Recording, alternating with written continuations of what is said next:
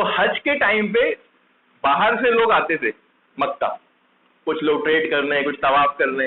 تو طفیل ابن عمرو یمن سے حج کے ٹائم پر آئے. تو جیسے ہی وہ مکے آئے مشرکین نے ان کو گھیر لیا. ارے طفیل یہ روئی لو کان میں لگا لو. بولے کیا ہو گیا؟ ارے وہ محمد اس کی دعوت چل رہی ہے، قرآن سنا رہا ہے، جو قرآن سنتا ہے وہ پاگل ہو جاتا ہے، دیوانہ ہو جاتا ہے، اس کے آگے پیچھے گھومنے لگتا ہے. اس لیے یہ روئی جو ہے کان میں لگا لینا، سننا نہیں کچھ بھی. جب تم طواف کرنے جاؤ گے نا وہاں پہ ہو سکتا ہے وہ تمہیں مل جائے، قرآن پڑھ رہا ہو، نکالنا نہیں.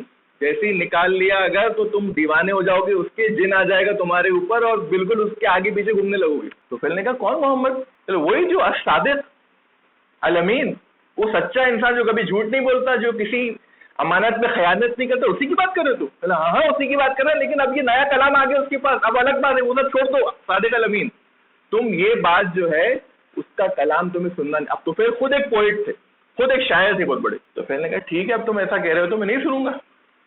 دونوں نے روئی جو ہے، اچھا اس زمانے مکی صورتیں جو ہیں ان کی آیتیں بہت چھوٹی چھوٹی ہوتی تھی کیونکہ مکہ کے مشرک سننا نہیں چاہتے تھے قرآن. تو ایسے آیت اتری القاریہ، اس سے پہلے جو کان بند کرے القاریہ آیت آ گئی، القاریہ ختم ہوگی بات، سن لیا انہوں نے. تو کان بند کرنے سے پہلے چھوٹی چھوٹی آیتیں نازل ہو جاتی تھی ماشاء اللہ. اب طفیل نے کہا کہ ٹھیک ہے، لگا کے وہ طواف کرنے لگے. طواف کرنے لگے تو ان کو ہلکی ہلکی آواز آئی. یہ تو سنوں کہ نہیں سنوں؟ میں تو خود ایک بہت بڑا شاعر ہوں، یہ کیا یہ کلام کون سا مجھے امپریس کرنے والا ہے، میں تو خود بہت بڑا پوئٹ ہوں. تو انہوں نے نکالا، اور جیسے ہی نکالا تو ایک دم سے ہی واز ٹیکن ابیک. فوراً نبی کریم صلی اللہ علیہ وسلم کے پاس پہنچے. کیا پڑھ رہے تم؟ تو نبی کریم صلی اللہ علیہ وسلم کا یہاں نہیں، دوسری جگہ ملتے ہیں، یہاں پہ اور بھی لوگ ہیں، اکیلے میں ملیں گے، آ جاؤ. گئے اکیلے میں ملے، نبی کریم صلی اللہ علیہ وسلم سے پوچھا کیا کلام ہے مجھے سناؤ، میں سننا چاہتا ہوں. نبی کریم صلی اللہ علیہ وسلم نے کلام سنایا. طفیل نے کہا اشہد اللہ الہ الا اللہ و اشہد انک رسول اللہ. ماشاءاللہ طفیل ابن عمرو مسلمان ہو گئے. ماشاءاللہ جیسے ہی مسلمان ہوئے کیا کہتے ہیں؟ اللہ کے رسول میں اپنی قوم کی طرف، اپنے قبیلے کی طرف یمن جانا چاہتا ہوں، مجھے بھیج دیجئے، میں ان کو یہ دعوت دینا چاہتا ہوں اس دین کی. میں چاہتا ہوں کہ وہ میری ساری قوم، سارا قبیلہ ایمان لے کر آ جائے. کتنا علم تھا طفیل کے پاس، how much knowledge Tufail had. Darul Arqam میں کتنی بار آئے ہوں گے، 1 کلاس 2 کلاس 3 کلاس کتنی اٹینڈ کری ہوں گی، کتنے دن تک مکہ میں رکے ہوں گے. لیکن جذبہ دیکھیے. تو اللہ کے رسول نے کہا ٹھیک ہے طفیل جاؤ. طفیل فوراً اپنے دوست کی طرف لوٹ گئے. اللہ کے رسول آگے کا بتاتے ہیں کہ کچھ دن بعد طفیل پھر مکہ میں گھوم رہے. تو اللہ کے رسول نے بولا طفیل کیا ہوا، تم تو چلے گئے تھے اپنے قبیلے کی طرف؟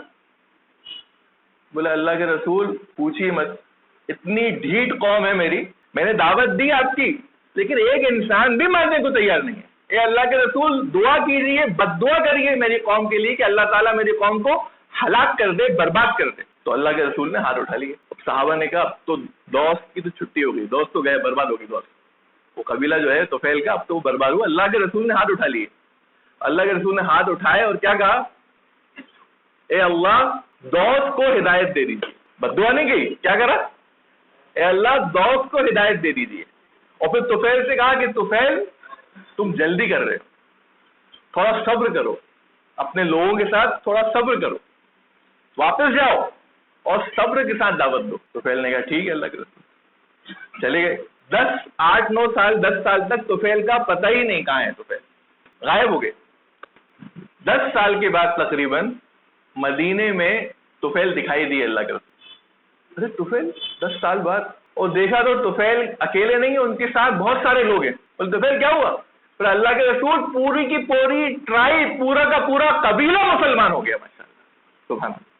10 سال کی دعوت کے بعد سوچیے، صبر کیا تو اللہ کے رسول نے اللہ کے رسول کی دعا دی کہ اللہ دوست کو ہدایت دے.